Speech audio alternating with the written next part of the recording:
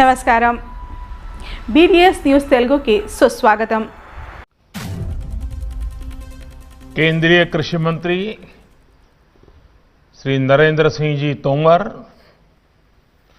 Rail मंत्री श्री पीयूष गोयल जी, अन्य सांसदगण, विधायकगण और मेरे प्रिय भाइयों और बहनों, मैं सबसे पहले देश के करोड़ों किसानों को बधाई देता हूं। अगस्त महीने में देश की पहली किसान और खेती के लिए पूरी तरह से समर्पित रेल शुरू की गई थी।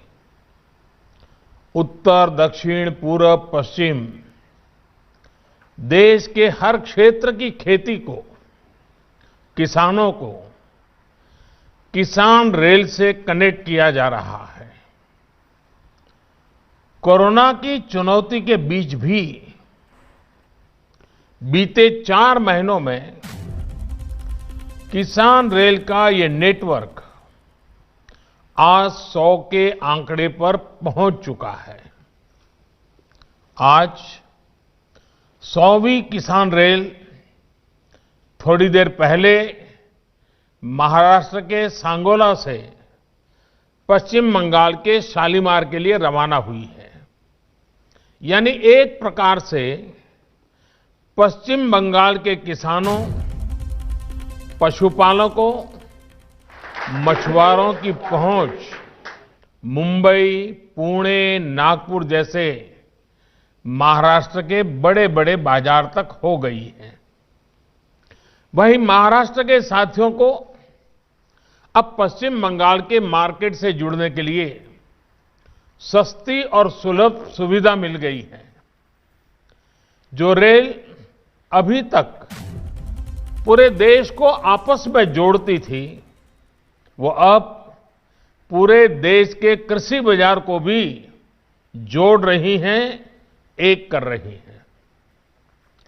साथियों, किसान रेल सेवा देश के किसानों की आमदनी बढ़ाने की दिशा में भी एक बहुत बड़ा कदम है। इसमें खेती से जुड़ी अर्थव्यवस्था में बड़ा बदलाव आएगा। इससे देश की कोल्ड सप्लाई चेन की ताकत भी बढ़ेगी। सबसे बड़ी बात यह कि किसान रेल से देश के 80% से अधिक छोटे और सीमांत किसानों को बहुत बड़ी शक्ति मिली है।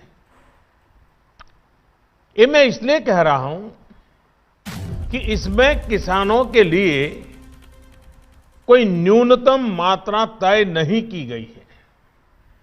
अगर कोई किसान 50-100 किलो का पार्सल भी भेजना चाहता है तो वो भी भेज सकता है। यानी छोटे किसान का छोटे से छोटा उत्पाद भी कम कीमत में सही सलामत बड़े बाजार तक पहुंच पाएगा। मैंने कहीं पढ़ा था कि अब तक का जो रेलवे का सबसे छोटा कंसाइनमेंट है, वो अनार का 3 किलो का पैकेट किसान रेल में ही भेजा गया। यही नहीं, एक मुर्गी पालक ने 17 दर्जन अंडे भी किसान रेल से भेजे हैं। साथियों, भंडारण और कोल्ड स्टोरेज के अभाव में देश के किसान का नुकसान हमेशा से एक बड़ी चुनौती रहा है। हमारी सरकार भंडारण की आधुनिक व्यवस्थाओं पर, सप्लाई चेन के आधुनिकीकरण पर करोड़ों करोड़ का निवेश तो कर ही रही है, किसान रेल जैसी नई पहल की जा रही है। आजादी के पहले से भी भारत के पास बहुत बड़ा रेलवे नेटवर्क रहा है। कोल्ड स्टोरेज से जुड़ी टेक्नोलॉजी भी पहले से मौजूद रही है।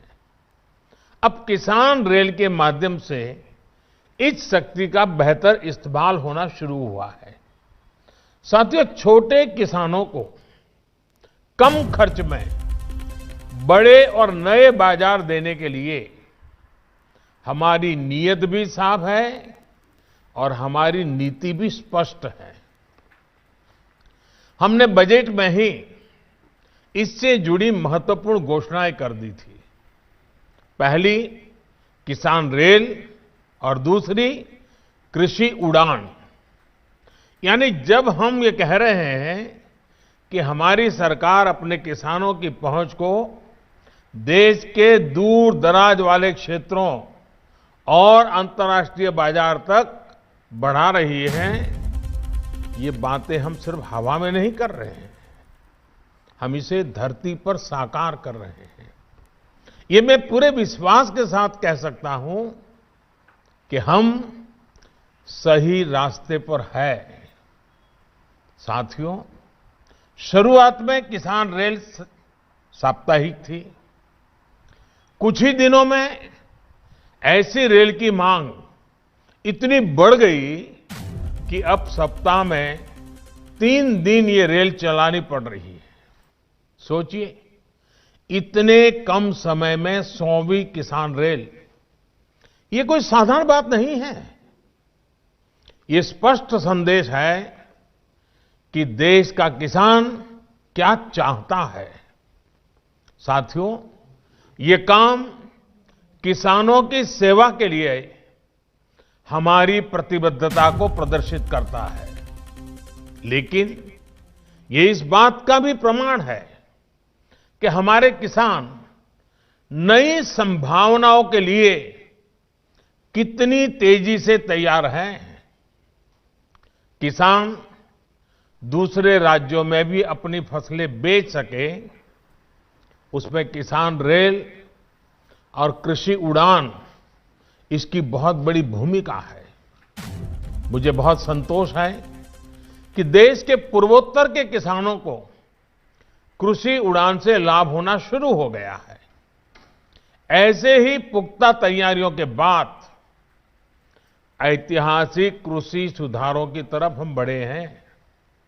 साथियों, किसान रेल से किसान को कैसे नए बाजार मिल रहे हैं, कैसे उनकी आय बेहतर हो रही है और खर्च भी कम हो रहे हैं, मैं इसका एक उदाहरण देता हूं। कई बार हम खबरें देखते हैं कि कुछ वजहों से जब टमाटर की कीमत किसी जगह पर कम हो जाती है तो किसानों का क्या हाल होता है। ये स्थिति बहुत दुखदाई होती है। किसान अपनी मेहनत को अपनी आंखों के सामने बर्बाद होते देखता है, असहाय होता है। लेकिन अब नए कृषि सुधारों के बाद, किसान रेल की सुविधा के बाद उसे एक और विकल्प मिला है। अब हमारा किसान अपनी उपज देश के उन हिस्सों तक पहुंचा सकता है जहां पर टमाटर की मांग ज्यादा है, जहां उसे बेहतर कीमत मिल सकती है। वो फलों और सब्जियों के ट्रांसपोर्ट पर सब्सिडी का भी लाभ ले सकता है।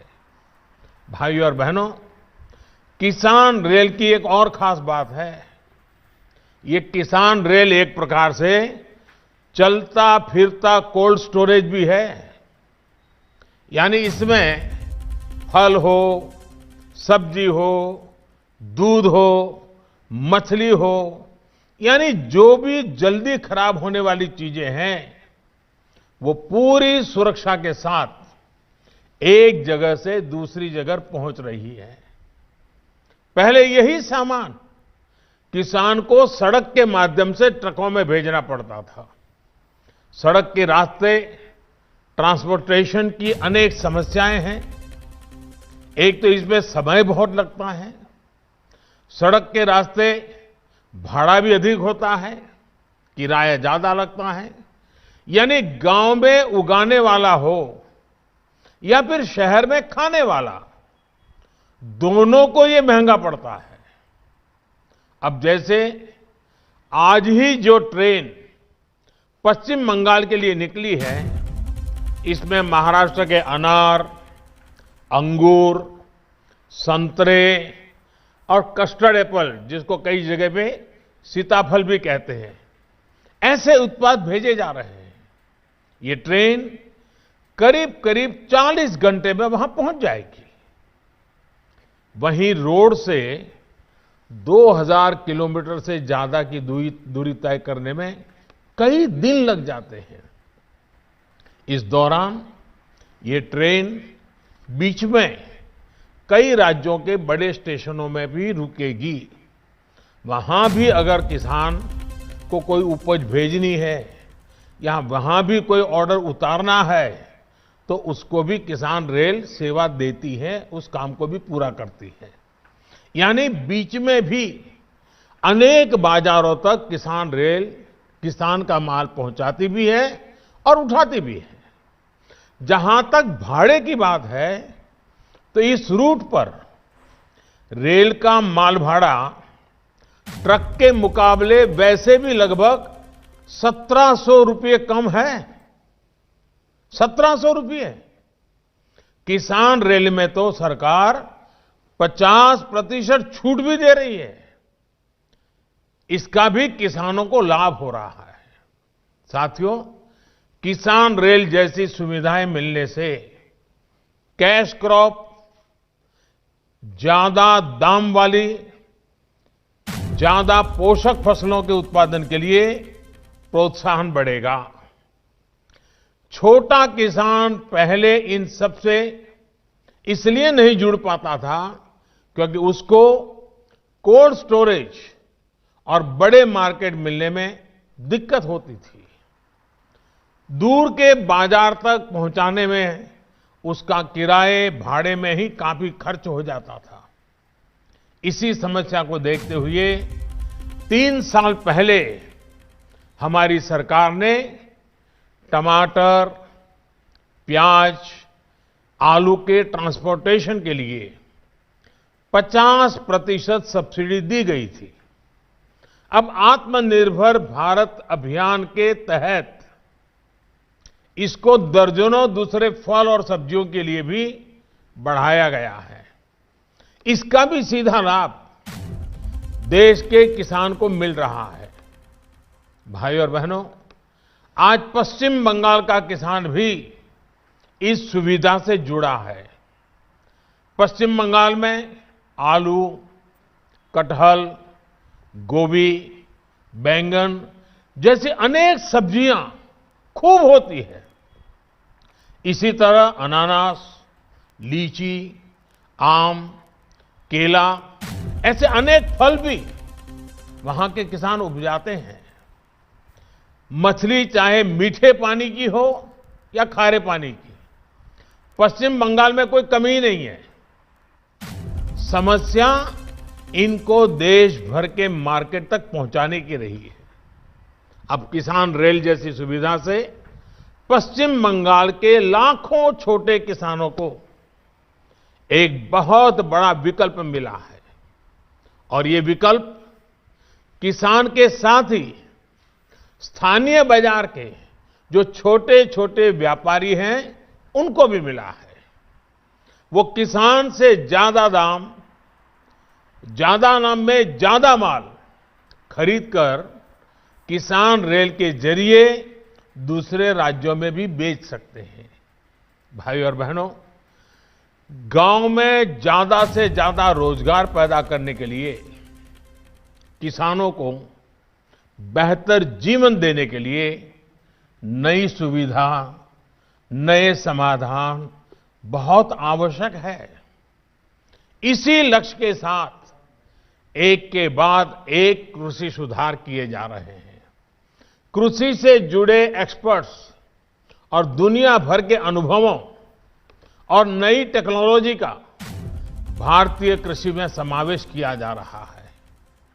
स्टोरेज से जुड़ा इंफ्रास्ट्रक्चर हो या फिर खेती उत्पादों में वैल्यू एडिशन से जुड़े प्रोसेसिंग उद्योग ये हमारी सरकार की प्राथमिकता है।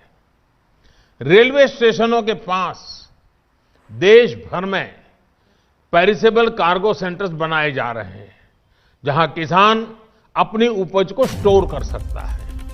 कोशिश ये है कि जितनी फल सब्जियां सीधे घरों तक पहुंच सकती हैं, वो पहुंचाई जाए। इसके अतिरिक्त जो उत्पादन होता है, उसको जूस, आचार, सॉस, चटनी, चिप्स, ये सब बनाने वाले उद्यमियों तक पहुंचाया जाए।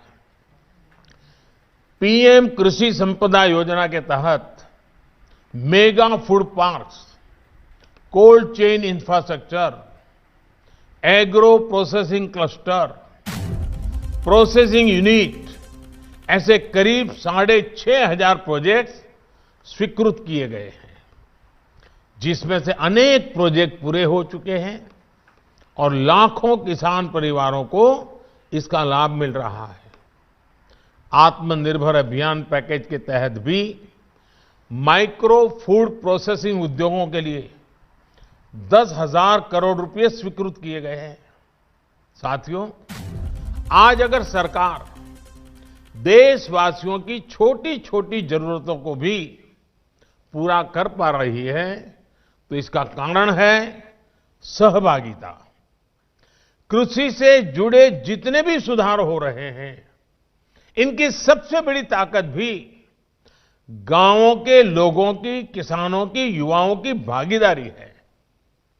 एपीओस यानी किसान उत्पादक संघ हो, दूसरे सहकारी संघ हो, महिलाओं के स्वयं सहायता समूह हो, कृषि व्यापार में और कृषि इंफ्रास्ट्रक्चर के निर्माण में इनको प्राथमिकता दी जा रही है। नए कृषि सुधारों से कृषि से जुड़ा जो व्यापार कारोबार बढ़ने वाला है, उसके बड़े लाभार्थी भी किसानों के, ग्रामीण युवाओं के, महिलाओं के यही संगठन है। कृषि कारोबार में जो निजी निवेश होगा, उससे सरकार की इन कोशिशों को ताकत ही मिलेगी। हम पूरी निष्ठा से, पूरी ताकत से भारतीय कृषि को और किसान को सशक्त करने के रास्ते पर चलते रहेंगे। एक बार फिर देश के किसानों को 100वीं किसान रेल और नई संभावनाओं के लिए मैं बहुत बहुत बधाई देता हूं। रेल मंत्रालय को बधाई देता हूं, कृषि मंत्रालय को बधाई देता हूं और देश के कोटि कोटि किसानों को अनेक अनेक शुभकामनाएं देता हूं। बहुत बहुत धन्यवाद।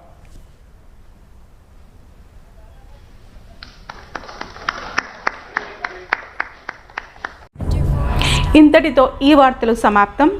నమస్కారం.